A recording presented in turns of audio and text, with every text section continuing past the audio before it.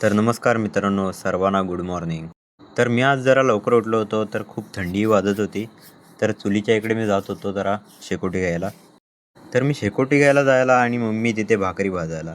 तर तिथं मम्मी भाकरी भाजत होती. चुलीवरची भाकरी तर एक नंबर लागते. तर आमच्याकडे भाकरी करायची असेल तर चुलीवरती भाजतात आणि आमच्याकडे चपाती करायची असेल तर गॅसवर भाजतात. तर नाश्ता केला आणि लगेचच निघालो कॉलेजला. तर कॉलेजला गेलो तर आज पोरं खूप आली होती. पण कालसारखंच होतं की डान्सच्या प्रॅक्टिस सर्वजण गेले होते, तर आम्ही मजा करत होतो.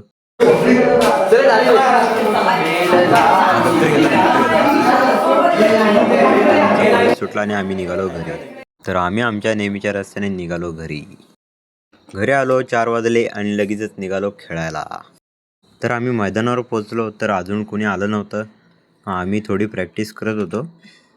तेवढ्यातच बॉल हरवला आणि पियुष गेला शोधायला.